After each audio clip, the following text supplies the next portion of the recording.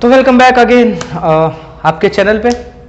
आज मैथ्स का एक्सरसाइज 3.5 का fourth question directly word problem solve कर रहे हैं। इसके ऊपर के क्वेश्चंस मैं इसलिए नहीं करवा रहा हूँ क्योंकि उसको नेक्स्ट वीडियो में कवर करूँगा। क्रॉस मल्टीप्लिकेशन मेथड है, थोड़ा डिटेल में समझाना पड़ेगा और मैं चाहता हूँ कि एक फ्लो बना हुआ है वर्ड प्रॉब्लम्स का, राइट। तो थोड़ा वो फ्लो को ना एकदम मजबूत बना लिया जाए कि वर्ड प्रॉब्लम सारे क्लियर हो जाए, उसके बाद फिर अपन क्रॉस मल्टीप्लिकेशन पे चले। सारे वर्ड प्रॉब्लम्स आज नहीं होंगे, इस एक्सरसाइज के एटलीस्ट मैं करवा दूंगा, फिर नेक्स्ट वीडियो में क्रॉस मल्टीप्लिकेशन मेथड। और मतलब यार आजकल सोचता हूँ बड़ा अजीब लगता है कि पहले ना जिस मोबाइल से ना भगाया जा रहा था दूर, ठीक है, घर वाले छूने नहीं देते थे, स्कूल में ट्यूशन्स में सब जगह से डांट पड़ती थी, आज वही मोबाइल पढ़ा रहा है ना। बड़ा ही अजीब सा इत्तेफाक है। वैसे एक चीज़ है कि भाई मोबाइल आपको पढ़ने के लिए मिल रहा है तो पढ़ाई के लिए यूज़ करो, फालतू चीज़ें मत लगाओ, क्योंकि अगर ज़्यादा इधर उधर लगाओगे ना तो डिस्ट्रैक्शन हो जाएगा। और 10th स्टैंडर्ड बहुत इंपॉर्टेंट है, ध्यान रखना, ठीक है। यूज़ करो, कोई बात नहीं है, आप अपने दोस्तों से बात कर सकते हो। मिस कर रहे होगे स्कूल ट्यूशन, जा नहीं पा रहे हो, मिल नहीं पा रहे हो, तो मिस तो ऑफकोर्स कर रहे होगे, बात कर लो, एक बार थोड़ा डिस्कशन कर लो, जो करना है कर लो, लेकिन पढ़ाई करते रहो, ठीक है, और फालतू काम मत करना। ओके, लिख तो दिया है, चैप्टर का नाम लिख दिया है, ठीक है, नाम नहीं लिखा है, सॉरी नंबर लिखा है। तो शुरू करते हैं वर्ड प्रॉब्लम। क्या है पहला question? A part of monthly hostel charges. Question number 4 word problem से डायरेक्ट स्टार्ट कर रहा हूं, पहले ही बता चुका हूं, एक ही चीज 75 बार बताने का मतलब नहीं है, समझ रहे हो ना। हाँ, तो part of monthly hostel charges is fixed and the remaining depends on the number of days one has taken food in the mess हो गया पूरा, है ना। मैस मतलब जहाँ पर खाना वगैरह मिलता है, राइट। हॉस्टल वगैरह में मैस होता है, वहाँ पर खाना बनता है, बच्चे वहाँ खाते, खाना बनता है तो खाते ही होंगे, ठीक है। तो मंथली हॉस्टल चार्जेस हैं फिक्स्ड। ऐसा क्वेश्चन हमने पीछे किया हुआ है ना, वो फेयर वाला था, टैक्सी फेयर था, फिक्स्ड था, फिर पर किलोमीटर के हिसाब से कुछ रेट देना था। तो उसी तरह का क्वेश्चन है कि हॉस्टल में कुछ फिक्स चार्ज है, मंथ का इतना चार्ज तो आपको देना है, खाना है खाओ, नहीं खाना है मत खाओ, पर चार्ज तो आपको देना पड़ेगा।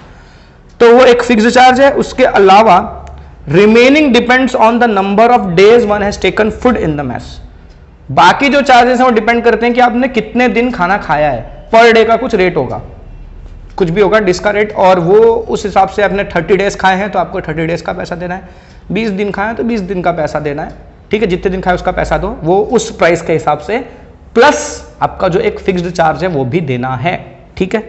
अच्छा, When a student A takes food for 20 days, एक स्टूडेंट A है, उसने 20 दिन खाना खाया वहां से, C has to pay ₹1000, उसको 1000 प्राइस देना पड़ा। अब वो जो 1000 था उसमें क्या क्या दो प्राइस थे, राइट, दो कॉस्टिंग थी उसकी, एक था फिक्स्ड प्राइस और दूसरा वाला था वेरिएबल जो पर डे का जो चार्ज था, राइट। तो दो प्राइजेस उसने दिए हैं, उसमें टोटल मिलाकर उसका 1000 हुआ है स्टूडेंट A का। कितने दिन खाया था उसने? 20 दिन। Whereas a student B who takes food for 26 days pays ₹1180 as hostel charges. B को क्या करना पड़ा? B ने 26 डेज फूड खाया है, उसने पे किया है 1180 रुपए पे किया है। Find the fixed charge and the cost of food per day. Fixed charge पता करना है और cost of food per day. तो मैंने पहले ही बता दिया था, जो चीजें हमको फाइंड करनी है मेजोरिटी पोर्शन में वही होता है, जो चीजें फाइंड करनी है उसी को एक्स और वाई ले लो। तो मैं ले रहा हूं let the fixed charge equals to ₹x and charge per day is equals to ₹y। Fixed charge x और पर डे का चार्ज है y। अच्छा, मान लो 2 दिन खाया होगा तो कितना देना पड़ेगा? 2y। 3 दिन खाया होगा तो कितना देना पड़ेगा? 3y। 5 डेज खाया होगा तो 5y। तो 26 डेज खाया तो 26y, 20 डेज खाया तो 20y। मानते हो क्या? 1 दिन का y तो 2 दिन का 2y, 3 दिन का 3y, 5 दिन का 5y। इस तरह से हम लिख सकते हैं, राइट। ये हो गया हमारा डिश का चार्ज, और इसमें प्लस करेंगे हम फिक्स्ड चार्ज, ठीक है। अच्छा, चार्ज पेड बाय स्टूडेंट ए को कितना पे करना पड़ेगा?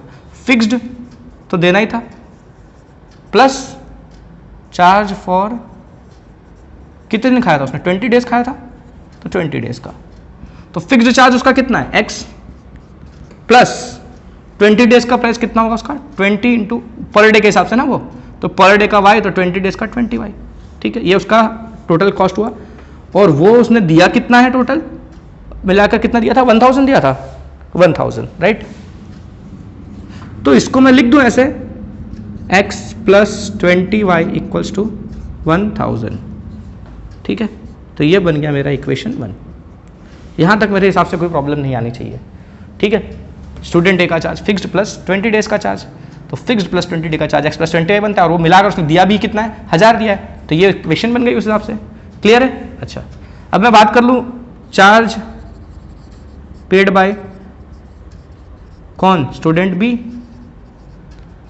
स्टूडेंट बी को भी वैसे ही देना पड़ेगा भाई, फिक्स्ड प्लस चार्ज फॉर, कितने दिन खाया था इसने, 26 दिन। अच्छा, इसको ज़्यादा भूख लगती है, ये कम खाती है। तो फिक्स्ड है x और ये हो गया 26y। क्लियर है?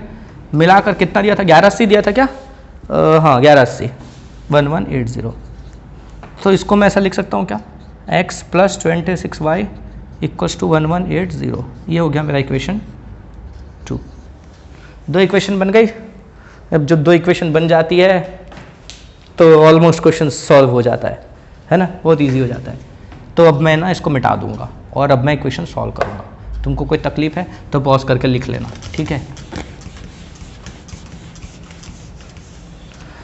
तो वही दोनों इक्वेशंस को लिख लेते हैं अपन यहाँ पर, x प्लस 20। अच्छा हाँ, क्वेश्चन के हेडिंग में लिखा था आप कोई भी मेथड यूज करके सॉल्व कर सकते हो, ठीक है। पढ़ना हेडिंग, उसमें लिखा था कोई भी मेथड यूज करके, any of the algebraic methods, graphical छोड़ के कोई भी मेथड यूज कर लो, ऐसा बोला है। तो मैं ना अपनी मर्जी वाला इक्वेशन यूज करूंगा, मेरे को अच्छा जो लगेगा वो यूज करूंगा। तुमको क्या लग रहा है, क्वेश्चन देख के, इक्वेशन देख के क्या लग रहा है कि कौन सा मेथड ज़्यादा अच्छा लगेगा? मुझे ऐसा लग रहा है ना एलिमिनेशन बहुत आसान पड़ेगा यहाँ पर, डायरेक्टली x एलिमिनेट हो जाएगा, है ना।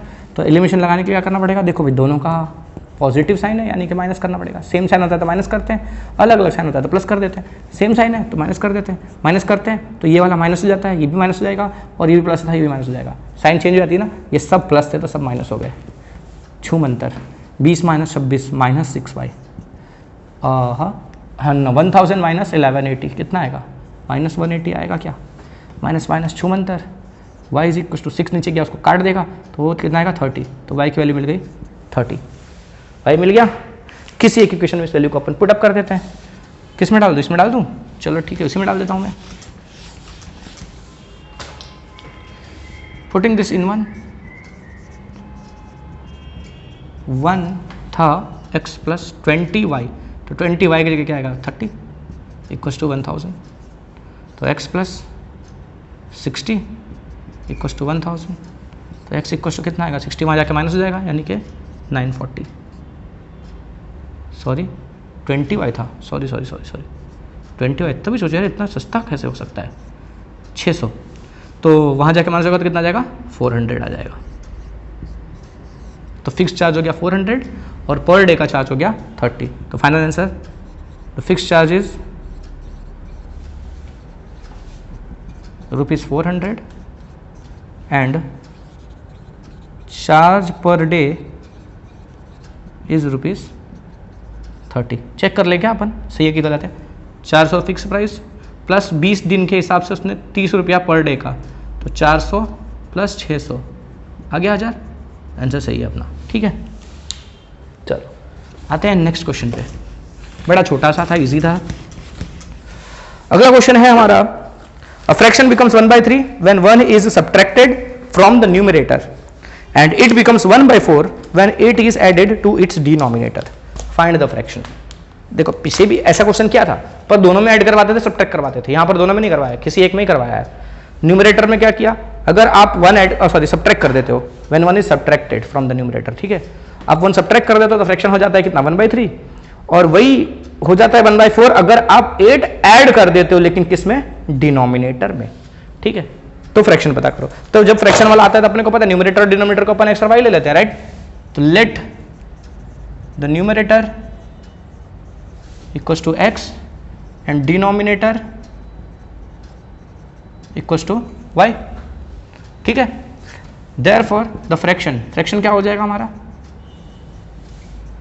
फ्रैक्शन होगा न्यूमरेटर अपॉन डिनोमिनेटर x/y। अच्छा, when 1 is subtracted from numerator, right. Numerator से 1 सब्ट्रैक्ट करवाया था, तो बोला था अगर न्यूमरेटर से 1 सब्ट्रैक्ट कर देते हो तो क्या बनता है, फ्रैक्शन कितना हो जाता है 1/3, 1/3 था, देख लेते हो, हाँ 1/3। तो न्यूमरेटर में 1 सब्ट्रैक्ट करना था ना, न्यूमरेटर एक्स था उसमें 1 सब्ट्रैक्ट किया, डिनोमिनेटर के लिए कुछ बोला ही नहीं, ऐसे ही डिनोमिनेटर के लिए जो बोला है वो सेकंड पार्ट में बोला है, ठीक है, कि इसमें कुछ और हो जाएगा। खाली 1 सब्ट्रैक्ट किया न्यूमरेटर में से, डिनोमिनेटर को ऐसे ही रखा, तो फ्रैक्शन हो जाता है 1/3। चलो भैया इसको क्रॉस मल्टीप्लाई करके सॉल्व करो, 3 यहाँ आएगा, y वहाँ जाएगा, तो 3 × x - 1 is equal to y × 1 यानी y, तो हो जाएगा 3x - 3 इक्वल्स टू y। ध्यान देना ये 3 यहाँ जाएगा तो खाली x के साथ नहीं मल्टीप्लाई होगा, इस पूरे के साथ मल्टीप्लाई होता है, इसलिए मैंने इसको ब्रैकेट लगा के लिख दिया। ये आदत रख लो आपकी, इसमें ब्रैकेट लगा के किया करो तो आप कुछ भूलोगे नहीं तो कई बार होता है ना बच्चे डायरेक्टली ले लेते हैं और ये अंदर वाले साथ मल्टीप्लाई करना छोड़ देते हैं, हो जाता है लफड़ा। फिर आ जाएगा 3x - y is equals to 3, ये बन गया मेरा पहला इक्वेशन, कोनो दिक्कत नहीं होना चाहिए। अब बोला है कि जब कितना ऐड किया था हमने, when 8 is added to its denominator, क्या बन जाता है fraction 1/4। When 8 is added to denominator,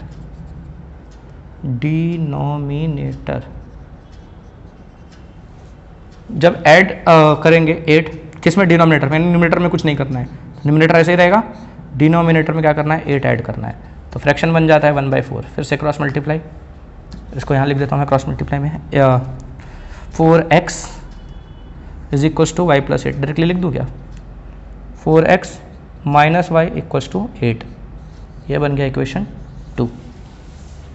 2 equation मिल गई है मुझे, ठीक है, तो 2 इक्वेशन मिल गई। अब क्या करेंगे, फर्दर आगे के स्टेप में चलते हैं, सॉल्व कर लेते हैं दोनों को। क्या क्या है equation, 3x - y equals to 3 और 4x - y इक्वल्स टू 8। अब ना मुझे फिर से यही लग रहा है कि एलिमिनेशन ज़्यादा आसान पड़ेगा यहाँ, आपकी मर्जी है, आप सब्स्टिट्यूशन लगा सकते हो, क्रॉस मल्टीप्लिकेशन मत लगाना, बहुत लंबा पड़ता है और वैसे मैंने सिखाया नहीं है, अगर तुमको आता भी हो तो मत लगाना, ठीक है। तो डायरेक्टली लगा ले, क्या करना पड़ेगा, दोनों का साइन सेम है ना, माइनस माइनस दोनों सेम है, कोएफिशिएंट सेम है, ये भी सेम है, तो इसी को एलिमिनेट करना आसान है। यहाँ भी कर सकते हैं, ऐसा कुछ नहीं है, ये भी कर दूँ मैं, लेकिन यहाँ पर साइन अलग अलग है, थोड़ा एक्स्ट्रा भी मेहनत करना पड़ेगा, पर यहाँ सॉरी कोएफिशिएंट अलग अलग है तो एक्स्ट्रा मेहनत करना पड़ेगा, लेकिन यहाँ कोएफिशिएंट सेम है तो कुछ मल्टीप्लाई नहीं करना पड़ेगा, आसानी से हो जाएगा, खाली साइन का है, तो दोनों साइन सेम है तो क्या करना पड़ता है माइनस, तो ये प्लस वाला हो जाएगा माइनस, माइनस वाला हो जाएगा प्लस, प्लस वाला हो जाएगा माइनस। क्लियर है ना, पक्का ना, सेम साइन होता है तो माइनस करते हैं और माइनस करने की वजह से सारा साइन चेंज होता है, अगर प्लस करते तो साइन में कोई चेंज नहीं आता, ठीक है। अच्छा 3 - 4 कितना हो जाएगा, -1 यानी कि -x लिख दूँ, -1x, ठीक है, ये -y + y कैंसिल, 3 - 8 -5 हो जाएगा, कट जाएगा, तो x इक्वल टू कितना आ गया 5। पुटिंग दिस किसी भी इक्वेशन में डाल देते हैं, चलो अब मैं डाल रहा हूँ 1 में ही, पुटिंग दिस इन 1, तो 1 की वैल्यू कितनी, 3x - y था ना, तो 3x - y इक्वल्स टू 3, तो हो जाएगा 15 - y इक्वल्स टू 3, y उधर ले लेते हैं, y हो जाएगा कितना 15 - 3 यानी कि 12, तो y की वैल्यू आ गई कितनी 12। तो देयरफॉर द फ्रैक्शन क्या होता है, x/y था ना, एक्चुअली में फ्रैक्शन x/y था, तो x कितना है 5/y, ठीक है। चेक करें आंसर सही है कि गलत है, पक्का। बोला था कि अगर फ्रैक्शन में आप न्यूमरेटर में से 1 माइनस करते हो तो फ्रैक्शन हो जाता है कितना 1/, कितना नहीं कितना था 1/3 था ना, हाँ 1/3, fraction because 1/3 when 1 is subtracted, तो फ्रैक्शन में अगर आप 1 सब्ट्रैक्ट कर देते हो, न्यूमरेटर में न्यूमरेटर में 1 सब्ट्रैक्ट कर देते हो डिनोमिनेटर को कुछ किए बिना, तो फ्रैक्शन हो जाता है 1/3। कैसे चेक करता है, तो न्यूमरेटर में से 1 माइनस किया तो कितना हो जाएगा 4 और बाई 12 था ही, तो कट के कितना है 1/3, यानी कि आंसर सही है। समझ में आया, बोला था न्यूमरेटर में अगर 1 माइनस करते हो तो फ्रैक्शन हो जाता है 1/3, तो फ्रैक्शन ये है, न्यूमरेटर में 1 माइनस किया मतलब खाली 5 में से 1 माइनस किया, तो 5 - 1 क्या हो जाएगा 4, 4/12 कट के 1/3, आंसर मतलब हमारा आंसर सही है।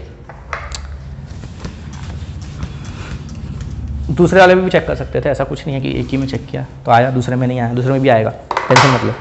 Question number 3, Yash scored 40 marks in a test, getting 3 marks for each right answer and losing 1 mark for each wrong answer. ये यार बड़ा बेकार होता है यार, नेगेटिव मार्किंग जो करते हैं ना, ठीक है अब रूल है तो रूल है, 40 मार्क्स स्कोर किया यश ने एक टेस्ट में, 3 मार्क्स उसको करेक्ट आंसर का मिलता है और 1 मार्क्स उसका कट जाता है रॉन्ग आंसर का।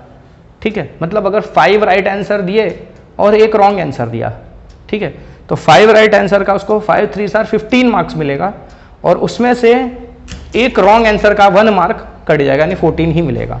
ठीक है, अच्छा, had 4 marks been awarded for each correct answer. अच्छा, अगर रूल में चेंज आ जाए, ठीक है, पहले राइट आंसर का 3 मार्क्स मिलता था और रॉन्ग आंसर का 1 मार्क कट जाता था, बोला कि had 4 marks been awarded for each correct answer. अगर रूल में चेंज आ गया और ऐसा बोला जाए कि 4 मार्क्स करेक्ट आंसर का मिल रहा है and 2 marks been deducted for each incorrect answer, incorrect answer का 2 मार्क्स कटने लगा, 4 मार्क्स राइट आंसर का मिलेगा और 2 मार्क्स कटेगा रॉन्ग आंसर का, तो यश का कितना मार्क्स आया होता? तो Yash would have scored 50 marks, तब यश को 50 मार्क्स मिलते। How many questions were there in the test, test में कितने क्वेश्चंस थे? अब देखो, इसके पहले जितने भी वर्ड प्रॉब्लम्स किए सब में 2 चीजें पूछते थे। ठीक है, 2 लोगों की एज होती थी, फ्रैक्शन होता था, न्यूमरेटर डिनोमिनेटर पता करना होता था, डिजिट्स होते थे 2 किसी नंबर को बनाने के लिए। ठीक है, फिक्स्ड प्राइस और वेरिएबल प्राइस होते थे, 2 प्राइजेस होते थे, सब जगह 2-2 चीजें पता करनी होती थी, तो हम एक्स और वाई वेरिएबल एक एक ले लेते थे। यहां सिर्फ हमको एक ही चीज पता करनी है, नंबर ऑफ क्वेश्चंस। ठीक है, तो यहां किसको एक्स और वाई कैसे लेंगे, 2 वेरिएबल कैसे बनाएंगे? ठीक है, टेंशन लेने की जरूरत नहीं है, यहां हमको हिंट दिया हुआ है, रॉन्ग आंसर राइट आंसर्स, समझे? करेक्ट और रॉन्ग 2 आंसर्स है ना, 2 तरह के आंसर्स, तो उनको एक्स वाई लेना है। Number of correct answers x and number of incorrect यानी कि रॉन्ग आंसर्स वाई। ठीक है, तो ये आंसर्स किसके, क्वेश्चन की होते हो, मतलब जो आपने आंसर कंसीडर किया वही क्वेश्चंस है। तो जितने क्वेश्चंस करेक्ट अटेम्प्ट किए हैं आप उसको नाम दे दो एक्स, और जितने क्वेश्चंस इनकरेक्ट यानी कि रॉन्ग अटेम्प्ट किए उनको नाम दे, नंबर दे दो वाई। दोनों को मिला दें, करेक्ट और इनकरेक्ट मिला दें तो टोटल क्वेश्चन बन जाएंगे। क्या करना समझ में आ रहा है? मान लो 6 क्वेश्चन आपने सही लिखे हैं, 4 क्वेश्चन आपने गलत लिखे हैं। ठीक है, तो टोटल कितने क्वेश्चन किए आपने? 6 सही 4 गलत मिला के 10 किए। ठीक है, तो एक्स क्वेश्चंस आपने सही सॉल्व किए हैं, वाई क्वेश्चंस आपने रॉन्ग सॉल्व किए हैं, तो टोटल कितने क्वेश्चन सॉल्व किए? X plus y. क्लियर है? पक्का? तो टोटल क्वेश्चन मिल जाएंगे आपको। क्लियर है? तो रॉन्ग और राइट आंसर्स को यानी रॉन्ग और राइट क्वेश्चंस को आपको एक्स और वाई ले लेना है और मानना है वही टोटल है। ठीक है, क्योंकि क्वेश्चन में ऐसा कुछ बोला नहीं है कि एक्स्ट्रा क्वेश्चन ऐसा कुछ है ही नहीं, तब वरना सॉल्व भी नहीं होगा। ठीक है, तो वही ले रहा हूं मैं, let number of correctly solved questions, correctly solved questions को मैंने नाम दे दिया एक्स नंबर। ठीक है, and number of wrong incorrectly लिख लो, चलो incorrectly solved questions equals to y, यानी एक्स क्वेश्चंस हैं सही सॉल्व किए हैं और y number of questions wrong solve किए हुए हैं या इनकरेक्ट सॉल्व किए हुए हैं। ठीक है, therefore total number of questions, total number of questions क्या हो जाएगा? एक्स प्लस वाई हो जाएगा। राइट, ये रिजर्व करके रख दिया, हमारे काम आएगा बाद में। ठीक है, अच्छा, अब आते आते मुद्दे पे पहुंचते हैं जहां पर हमको डेटा दिया हुआ है। डेटा दिया हुआ है 40 मार्क्स मिले हैं उसको टोटल मिलाकर, जहां उसको 3 मार्क करेक्ट आंसर का मिल रहा था और 1 मार्क्स वो लूज कर रहा था रॉन्ग आंसर का। ठीक है, तो टोटल मार्क्स कैसे मिलेगा? आपने अगर 5 करेक्ट आंसर दिए हैं, ठीक है, और 1 आंसर का आपको 3 मार्क्स मिलता है तो आपको 15 मार्क्स मिलता है ना? आपने अगर 4 करेक्ट आंसर दिए हैं और 1 आंसर का आपको 3 मार्क्स मिलता है तो आपको मिलता है 4 × 3 यानी कि 12 मार्क्स, है ना? तो अगर आपने x करेक्ट आंसर्स दिए हैं और 1 आंसर का आपको 3 मार्क्स मिलता है तो आपको टोटल कितने मार्क्स मिलेंगे? 3x। मानते हो मेरी बात? पक्का? अच्छा, अगर आपने 2 इनकरेक्ट आंसर दिए हैं, 2 इनकरेक्ट आंसर, और 1 इनकरेक्ट आंसर का मार्क्स कितना कटता है? 1, तो कितना मार्क्स कटेगा टोटल? 2 मार्क्स। ये तो कटेगा यानी ये माइनस हो जाएगा, है ना? अच्छा, तो मान लो आपने 5 करेक्ट आंसर दिए और 2 इनकरेक्ट आंसर दिए। कितने? 5 करेक्ट और 2 इनकरेक्ट। ठीक है, तो 5 करेक्ट का कितना मिलेगा? 5 × 3, ये मार्क्स आपको मिलेंगे, ये ऐड होगा यानी प्लस में। 2 इनकरेक्ट दिए आपने तो 2 × 1 इनकरेक्ट का कितना? 1 मार्क्स का, तो 2 × 1, इतना मार्क्स आपका क्या हो जाएगा? कटेगा। ठीक है ना? इसलिए उसको माइनस मिलेंगे, इसको मिलाकर आपको टोटल मार्क्स कुछ मिलेंगे। ठीक है, समझ में आ रहा है? पक्का आ रहा है? सच्ची? अच्छा, तो मैं इसकी इक्वेशन बनाऊं अगर आपको, तो number of correct questions into 3, right, minus number of incorrect questions into 1 is equals to total obtained marks. मानते हो मेरी बात? ऐसा ही होगा ना? सच्ची? करेक्ट है, कितने क्वेश्चन करेक्ट सॉल्व किए हैं, मल्टीप्लाई बाय उनका मार्क्स, एक का मार्क्स 3 है तो total marks multiply by number of question to 3। Incorrect का एक का 1 मार्क कटता है, तो नंबर ऑफ क्वेश्चन जितने आपने 3 किए तो 3 मार्क्स कटेगा, 4 के तो 4 इंटू 1, 5 के तो 5 इंटू 1, इतना मार्क्स आपका कटेगा, और कटेगा इसलिए यहाँ पर माइनस लगा दिया। तो ये मिल रहा है और ये उसमें से कट जा रहा है, तो सब मिलाकर टोटल इतना मार्क्स आपको मिल रहा है। तो ऐसी इक्वेशन बनेगी, तो मैं इसको थोड़ा सिस्टमेटिकली ऊपर लिख देता हूँ, ठीक है। तो शॉर्ट में लिखूं, correct questions into 3 minus wrong questions into 1, मिलाकर मिलेगा टोटल मार्क्स ऑब्टेन्ड, जो उसको मिला है, ठीक है। एक्चुअल में जितना टोटल मार्क्स का टेस्ट था वो नहीं, जितना उसको मिला है, ठीक है। तो पहले केस में, ये पहले केस में है, राइट, ये केस 1 है जहां आपको 3 मार्क्स मिल रहे थे करेक्ट आंसर के। तो कितने करेक्ट क्वेश्चन हमने पहले एज्यूम किया कि करेक्ट क्वेश्चन जो उसने सॉल्व किए वो मान लो x है, ठीक है। तो x into 3 minus wrong questions कितने किए उसने, y किए हैं, तो y इंटू 1, और ये सब सॉल्व करके उसको मार्क्स कितना मिला था, 40 मार्क्स। तो इसको हम लिख सकते हैं 3x minus y equals to 40। ये हो गया मेरा इक्वेशन 1। अब केस 2 की बात करते हैं। केस 2 में चेंज हो गया है, क्वेश्चंस अभी भी उतने ही किए हैं, रॉन्ग नंबर ऑफ क्वेश्चंस और राइट नंबर ऑफ क्वेश्चंस अभी भी उतने ही है, खाली मार्क्स के सिस्टम में चेंजिंग बोला है कि अगर 3 मार्क्स की जगह पे वहां पर 4 मार्क्स मिलने लगे और 1 मार्क्स कटने की जगह अगर 2 मार्क्स कटने लगे तो क्या होगा। तो फिर से वैसे इक्वेशन बनाएंगे, करेक्ट क्वेश्चंस इनटू, इस बार 4 मार्क्स मिल रहा है एक क्वेश्चन का सही होने का, और रॉन्ग क्वेश्चंस इनटू, इस बार कितना मार्क्स कट रहा है, एक क्वेश्चन में 2 मार्क्स कट रहा है इसलिए यहाँ, और ये माइनस तो ही तुमको पता ही है, टोटल मार्क्स ऑब्टेन्ड।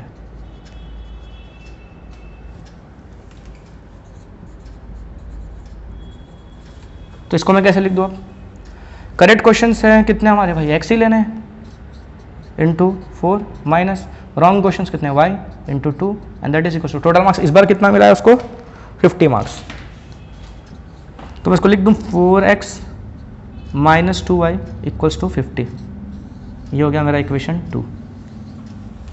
पक्का 2 इक्वेशन बन गए, बस इसमें यही झोल था, बाकी कुछ था नहीं। सॉल्यूशन करना तो आपको आसानी से आता होगा, तो अब मैं सॉल्यूशन कर दूं ऊपर।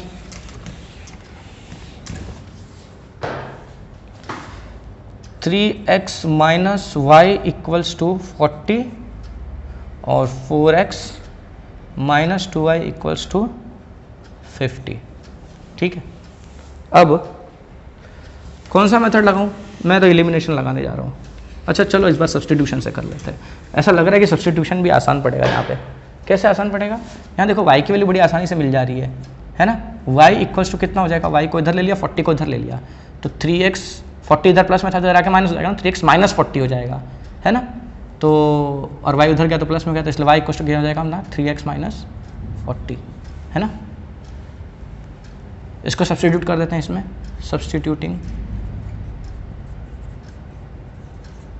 y equals to 3x minus 40 in 2, तो 4x minus 2 into 3x minus 40 equals to 50। y की जगह पर ये वैल्यू डाल दी हमने, तो 4x माइनस 2 दोनों से मल्टीप्लाई, राइट, तो जाएगा कितना 6x और ये जाएगा प्लस 80 इक्वल्स 50। हाँ प्लस कैसे आ गया सर, प्लस कैसे आ गया, देखो भाई माइनस है, ये माइनस इसके साथ मल्टीप्लाई प्लस में था तो माइनस प्लस माइनस होता है, और ये माइनस था ये भी माइनस था तो माइनस माइनस प्लस होता है, ठीक है। अच्छा 4x माइनस 6x कितना आएगा, माइनस 2x, एंड ये 80 उधर जाएगा तो 50 minus 80 is what, minus 30, minus minus cancel, and x equals to 15, ठीक है। अब x की वैल्यू मिल गई 15, किसी भी इक्वेशन पुटअप कर देते हैं। चलो ये बनाया था अपन ने y में, है ना, ये सेटअप किया ही बात उसमें डाल देते हैं, तो y इज इक्वल्स टू कितना हो जाएगा 3x, x की जगह 15 minus 40, so 3 5 are 15 3 are 45 minus 40 तो कितना आएगा 5। तो x और y क्या थे? Number of correct questions. Correct वाले कितने थे? 15 number of correct questions, and number of incorrect कितने थे? इनकरेक्ट वाले क्वेश्चंस 5। टोटल क्वेश्चंस कितने थे टेस्ट में? इनकरेक्ट प्लस करेक्ट यानी 15 प्लस 5 20। ठीक है, टोटल 20 क्वेश्चंस थे। आसान था ना? अच्छा, क्वेश्चन नंबर 4। क्वेश्चन नंबर 4 में बोला है places A and B are 100 kilometre apart. Question 4 है, ओहो, ए और बी जो है वो 100 किलोमीटर दूर है एक दूसरे से on a highway. One car start from A and another from B. एक कार ए से स्टार्ट होता है और एक कार बी से स्टार्ट होता है at the same time. If the cars travel in the same direction at different speeds. अब दोनों कार सेम डायरेक्शन में ट्रेवल कर रहे हैं, मतलब ए वाली कार भी इधर जा रही है, बी वाली कार भी इधर ही जा रही है। जब दोनों सेम डायरेक्शन में ट्रेवल करते हैं तो दोनों को अलग अलग स्पीड से दे मीट इन 5 आवर्स, तो 5 घंटे बाद दोनों मिल जाते हैं। ठीक है, if they travel towards each other, अगर दोनों आमने सामने एक दूसरे की तरफ ट्रेवल करें, एक दूसरे की तरफ, तो दोनों कितने देर मिलेंगे? They meet in 1 hour. What are the speeds of the 2 cars? दोनों कार की स्पीड बतानी है हमको। अच्छा, सबसे पहले तो बताया है कि 2 पॉइंट्स के बीच का, हाईवे पर 2 पॉइंट्स, उन दोनों के बीच में डिस्टेंस है कितना? 100 किलोमीटर, है ना? तो हम वो 2 पॉइंट ले लेते हैं, ए और बी। यहां से कार स्टार्ट होती है ए और यहां से बी स्टार्ट होती है कार। दोनों का डायरेक्शन कैसा है? सेम, पहले केस में। ठीक है, दोनों सेम डायरेक्शन में जा रही है। पहले तो ये बता दो मैं, डिस्टेंस कितना दोनों के? 100 किलोमीटर, राइट? दोनों जगह से कारें सेम टाइम पर स्टार्ट होती हैं, पर दोनों कारों की स्पीड अलग अलग है। ठीक है, स्पीड अलग अलग है। तो एक की स्पीड मान लेते हैं x किलोमीटर पर आवर और एक की स्पीड मान लेते हैं y kilometre per our. Question में भी फाइनली यही बोला हुआ है कि आपको दोनों की स्पीड पता करनी है। ठीक है, तो मैं ले लेता हूं let speed of car A is x kilometre per hour and speed of car B is y kilometre per our. ठीक है, दोनों पहले सेम डायरेक्शन में ट्रेवल कर रहे हैं। Case 1, cars travelling in same direction. चलो, तो ये है A, ये है B। अच्छा, ये भी इधर जा रहा है, ये भी इधर जा रहा है, तो दोनों कहां मिलेंगे? यहां कहीं मिलेंगे क्या? यहीं कहीं मिलेंगे ना। मान लो C पर मिल रहे हैं दोनों। ठीक है, अब बताओ कोई तो फास्ट होगा एक दूसरे से, है ना? अलग अलग स्पीड है तो एक ज्यादा होगा एक कम होगा।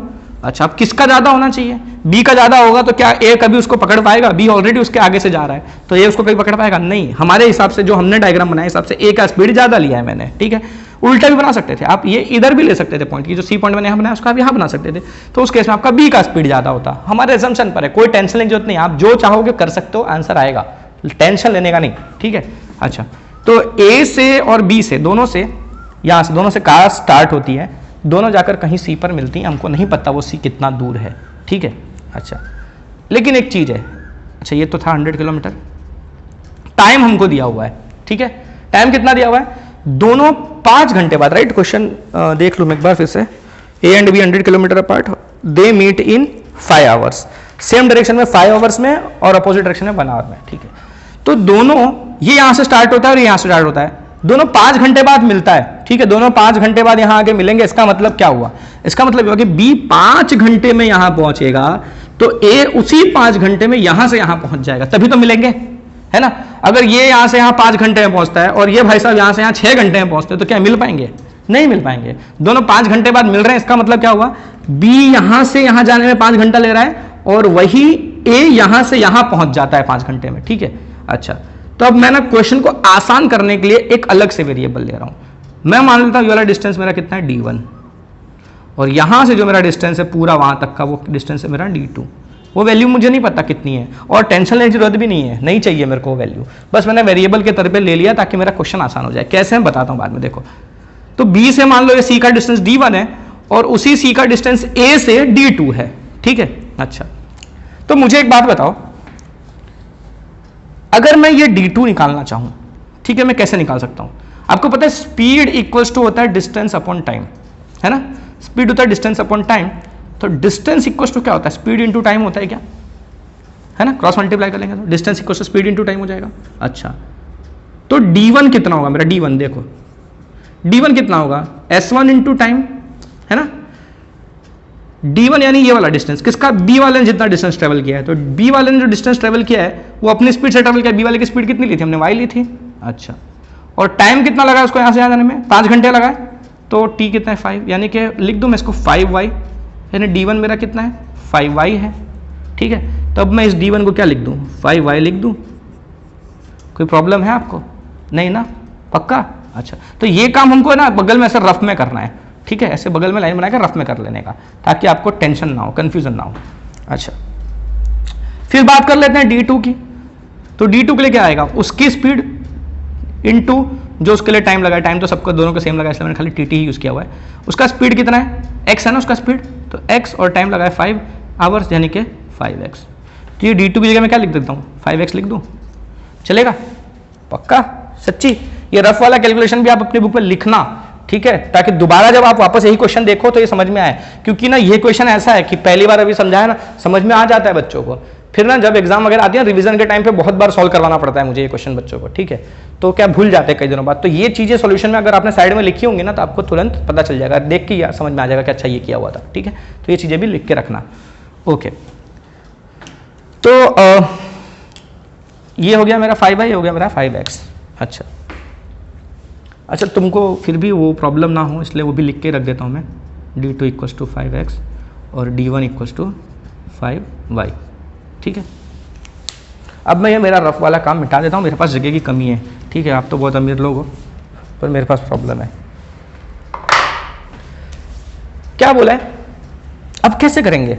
चलो D2 D1 आपने निकाल दिया, 5x 5y, क्या खेल खेल रहे हो पता नहीं चल रहा है, ठीक है। क्यों निकालने का? ये इसलिए निकालने का क्योंकि हमको ना सिर्फ इन दोनों के बीच का डिस्टेंस दिया हुआ है, और इन दोनों के बीच का डिस्टेंस हम कैसे निकाल सकते हैं? देखो, ये पूरा डिस्टेंस है, उसमें से अगर मैं ये वाला माइनस कर दूं, इस पूरे में से अगर मैं ये निकाल दूं तो मुझे ये मिल जाएगा, है ना। इस पूरे से ये निकाल दिया तो ये मिल जाएगा। यानी कि मुझे D2 माइनस D1 करने से AB मिलता है क्या, है ना। ये D2 में से ये D1 मैं निकाल दूं तो मुझे AB मिलेगा। अच्छा, D2 मेरा कितना है? 5x है। D1 मेरा कितना है? 5y है। And that is equals to AB, and what is AB? 100। तो यहाँ से मुझे आएगा x minus y equals to 20, पहली इक्वेशन। ये भी इक्वेशन ही है, लेकिन बता ना कि जब कॉमन निकल के कटता तो पहले निकाल के काटना है। तो यहाँ 5 कॉमन निकल रहा है, इसके बाद कट भी रहा है, तो 5 निकाल के काट दिया, तो 5 निकाल के काट दिया तो बना ही है, ठीक है। समझ में आ गया ये केस 1 वाला? पक्का समझ में आ गया? इक्वेशन 1 ऐसे रखा हमने, ठीक है। अच्छा, अब इस पूरे को मैं मिटा रहा हूँ, ठीक है। ये इक्वेशन क्योंकि मैं तो मिटा देने वाला हूँ तो मेरे पास रहेगा नहीं, तो मैं इसको अपने साइड में रख लेता हूँ। आपको भले ना दिखे लेकिन मुझे दिखेगा, ठीक है। अच्छा, अब केस 2 पे चलते हैं। Case 2, cars travelling in opposite direction, आमने सामने आ रही हैं दोनों एक दूसरे की तरफ। फिर से वही A और B।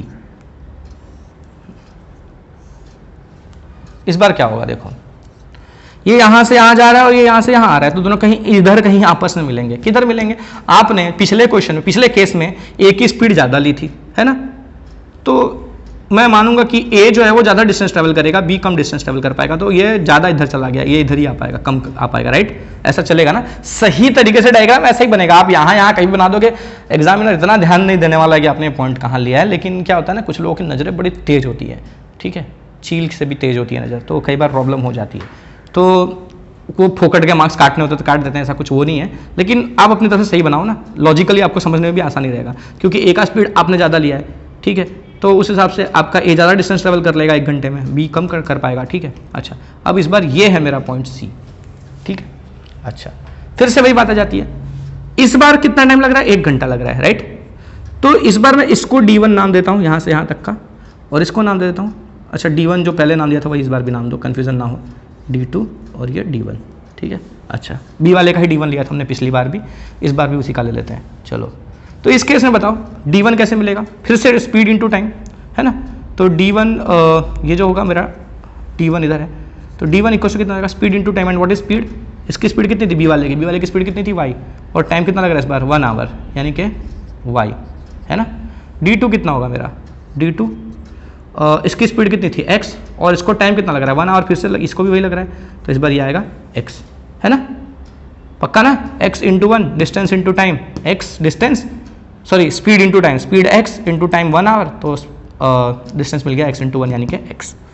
अच्छा अब मुझे बताओ फिर से ये दोनों के बीच का डिस्टेंस तो कितना है, 100 ही है ना, वो थोड़ी चेंज हो जाने वाला है। तो इस बार देखो ये d1 और ये d2 है ना, इन दोनों को प्लस करने से मेरे को AB मिलता है ना, जो कि मेरे पास है ऑलरेडी। तो इस बार मैं d1 plus d2 equal to AB लिखूंगा। पिछली बार माइनस करके आया था है ना, d1 minus d2 equal to AB आया था। इस बार दोनों क्योंकि दोनों आमने सामने आ रहा है तो पॉइंट बीच में आ रहा है, तो बीच में आ रहा है इसलिए इन दोनों को ऐड करने से 100 मिलेगा, है ना। टोटल डिस्टेंस तो 100 ही था दोनों के बीच का, तो इसने कुछ डिस्टेंस ट्रेवल किया और इसने कुछ डिस्टेंस ट्रेवल किया, दोनों ने मिलाकर 100 डिस्टेंस ट्रेवल किया। तो d1 plus d2 equal to AB। So d1 मेरा कितना आया है, y आया है, और d2 मेरा कितना आया है, x आया है, and that is equal to AB and AB is what 100। तो इसको मैं अरेंज करके लिख दूँ तो x plus y equal to 100। ये मेरा इक्वेशन 2 मिल गया। इक्वेशन 1 था x minus y equal to 20 और इक्वेशन 2 है x plus y equal to 100। ठीक है, कॉपी कर लिया तो फिर मैं फटाक से लिखूँ आगे। हाँ मिटा दिया, बोलते हो मिटा देते हो, अब कई बार वो भी तो बोल चुका हूँ, आपके पास टेक्नोलॉजी का बहुत बड़ा फ़ायदा है। x minus y equals to 20, x plus y equals to 100, ये दो इक्वेशंस हैं मेरे पास, डायरेक्टली एलिमिनेट हो जा रहा है। ठीक है, ऑपोजिट साइन वाला है, ये भी सेम कोएफिशिएंट है, यहाँ भी कोएफिशिएंट सेम सेम है, कोई भी उड़ा सकते हैं हम। इसको उड़ाना होता तो माइनस करना पड़ता क्योंकि साइन सेम है, लेकिन इनको उड़ाना है तो प्लस कर दो, सिंपल है, कोई टेंशन नहीं। और प्लस करते तो साइन चेंज होती नहीं है, प्लस कर रहे हैं। x प्लस एक्स कितना हो जाएगा 2x, ये तो कट जाएगा, और ये 20 प्लस 100 कितना हो जाएगा 120। सो x इक्वल टू कितना आएगा 60 किलोमीटर पर आवर। ठीक है, अब x के लिए मिल गई, किसी एक में डाल देते हैं अपन, चलो इसमें डाल देते हैं 60 माइनस वाई, लिखो भाई सिस्टमेटिकली लिखो, पुटिंग दिस इन 1 है ना, 1 था ना ये। अच्छा तो 1 है कितना 60 minus y equal to 20, so y equal to 60 minus 20, so it is 40। तो वाई आया 40 और एक्स आया 60। Therefore speed of car A कितना आया, कार ए कौन सी थी जिसकी स्पीड हमने एक्स ली थी, right, 60 kilometre per hour, and speed of car P is 40 kilometre per hour. Speed of car at A लिखो क्योंकि वो पॉइंट के हिसाब से लिया हुआ है, at A, and speed of car at B. ठीक है, बड़ी आसानी से निपट गया, राइट। 5th क्वेश्चन पे चलते हैं आप। तो लास्ट क्वेश्चन है इस एक्सरसाइज का, क्वेश्चन नंबर 5। क्वेश्चन में क्या बोला है, the area of rectangle gets reduced by 9 square units. ठीक है, the area of rectangle gets reduced by 9 square units if its length is reduced by 5 units and breadth is increased by 3 units. अगर length को 5 units बढ़ा दिया जाए, ठीक है, sorry घटा दिया जाए, रिड्यूस किया हुआ है, अगर लेंथ को 5 यूनिट्स रिड्यूस कर दिया जाए और ब्रेथ को 3 यूनिट्स बढ़ा दिया जाए, ठीक है, तो एरिया में क्या चेंज आएगा, एरिया 9 स्क्वायर यूनिट्स कम हो जाएगा, यानी 9 का डिक्रीज आ जाएगा, 9 स्क्वायर मीटर या 9 स्क्वायर सेंटीमीटर जिसमें भी आपने दिया हुआ है लेंथ, उस हिसाब से स्क्वायर मीटर या स्क्वायर सेंटीमीटर में रिडक्शन हो जाएगा एरिया में। बोला है if we increase the length by 3 units and breadth by 2 units. इस बार दोनों बढ़ा दिया, जब दोनों बढ़ाया, लेंथ बढ़ाया कितना 3 यूनिट और ब्रेथ बढ़ाया कितना 2 यूनिट्स, तो एरिया इंक्रीज हो गया, कितना इंक्रीज हो गया 67 स्क्वायर यूनिट्स इंक्रीज हो गया। ठीक है, जब लेंथ घटाया था और ब्रेथ बढ़ाया था तो एरिया डिक्रीज हुआ था, इस बार दोनों बढ़ाया तो एरिया इंक्रीज हो गया। ठीक है, अच्छा फाइंड करो डायमेंशंस, फाइंड द डायमेंशंस। तो डायमेंशंस को ही हम लेंथ और ब्रेथ ले लेंगे, सॉरी लेंथ और ब्रेथ ही होता है डायमेंशन, तो उनको ही हम वेरिएबल ले लेंगे। तो let the length equals to x and breadth equals to y. ठीक है, लेंथ हमने एक्स ले लिया, ब्रेथ ले लिया वाई, तो उस हिसाब से एरिया कितना होगा, एरिया क्या होता है लेंथ इंटू ब्रेथ होता है, तो एक्स इंटू वाई, ये ओरिजिनल एरिया हो गया हमारा। ठीक है, इसको हम लिख देंगे ओरिजिनल एरिया एक्स वाई। अच्छा अब क्या बोला है, केस 1 में लेंथ क्या हुआ, डिक्रीज हुआ, रिड्यूस्ड, ठीक है, लेंथ इज रिड्यूस्ड, कितना रिड्यूस्ड हुआ, by length is reduced by 5 units, ठीक है, एंड ब्रेथ इज इंक्रीज्ड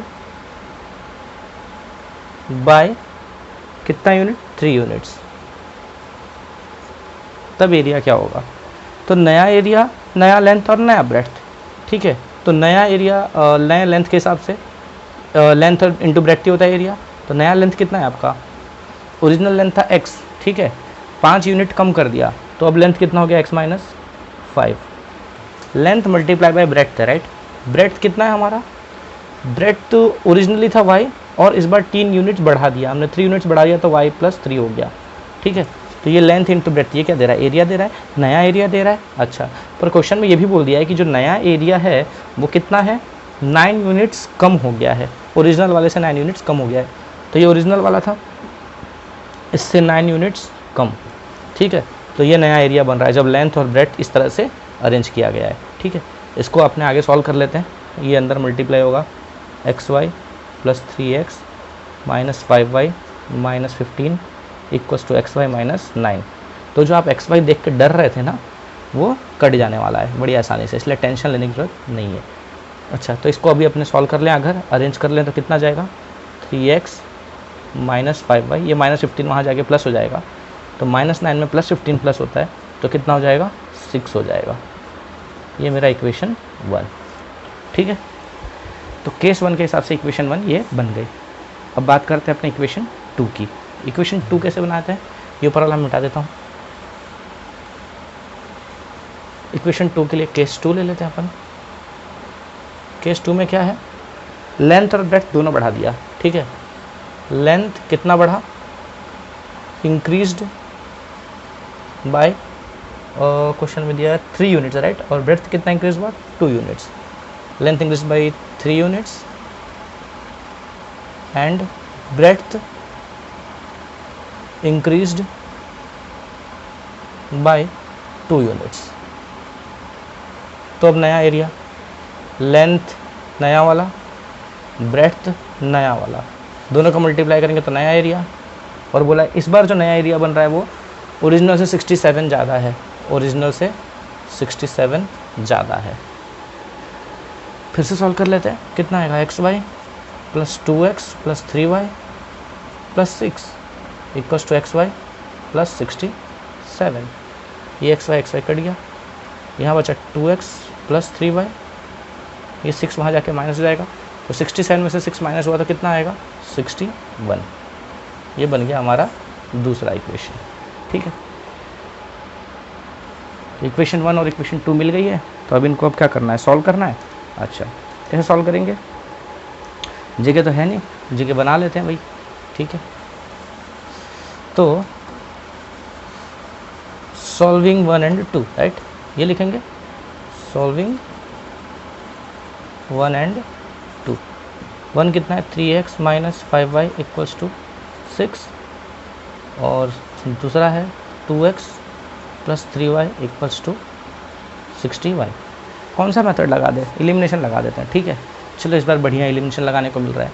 देखो मैं x एलिमिनेट करने की कोशिश करता हूँ, तो x एलिमिनेट करना है मुझे, यहाँ 2 है यहाँ 3 है, दोनों को सेम करना है, तो क्या कर देता हूँ, ऊपर मल्टीप्लाई कर देते हैं 2, नीचे मल्टीप्लाई कर देते हैं 3, तो ये कितना हो जाएगा, 6x minus 15y equals to 6 2 से 12, 2 सब में मल्टीप्लाई हो गया, राइट, सॉरी 2 5 से 10 होगा ना, 15 नहीं आएगा, 10, तो 6 10 और 12, यहाँ 3 मल्टीप्लाई होगा, 6x plus 9y equals to 3 1s are 3 and 3 6 are 18, 183।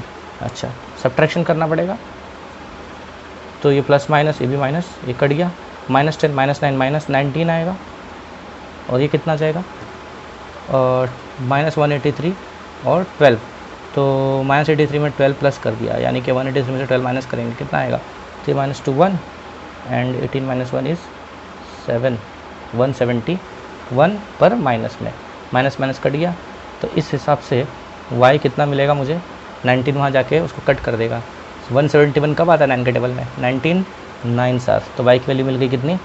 9। ये किसी भी इक्वेशन में अपन पुटअप कर देते हैं। चलो 2 में पुटअप कर देते हैं, पुटिंग इन 2।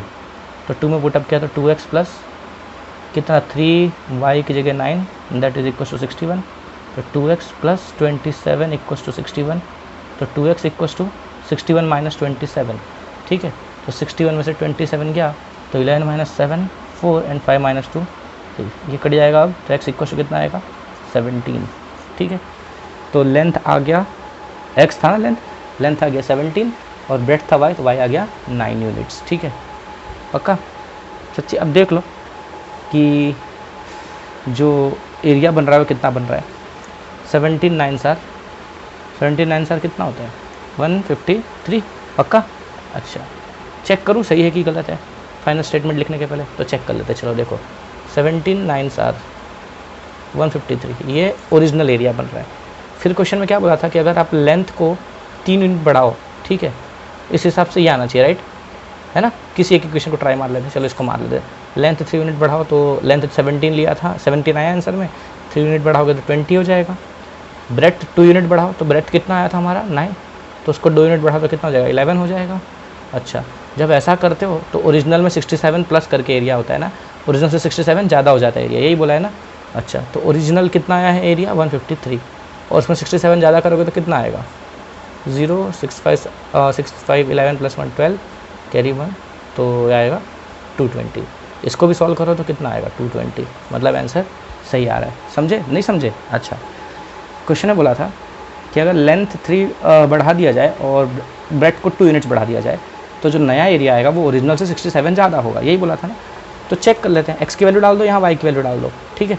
LHS में x की वैल्यू कितनी आई है? 17 और y की वैल्यू कितनी आई है? 9। ये डाल के सॉल्व करो। यहाँ पर जो वैल्यू आ रही है कितनी आ रही है? 220 आ रही है, ठीक है। और यहाँ xy डालो, xy कितना है? x और y 17 × 9 153, वो डाल दो, प्लस 67 वो भी आएगा 220, यानी कि दोनों सेम आ रहा है, मतलब आपका आंसर सही है। चाहे इस इक्वेशन में चेक कर लो, चाहे पहली वाली इक्वेशन में डाल के चेक कर लो, ठीक है। तो यहाँ पर ये एक्सरसाइज ख़त्म होती है। अगले वीडियो का वेट करें, तब तक के लिए गुड बाय।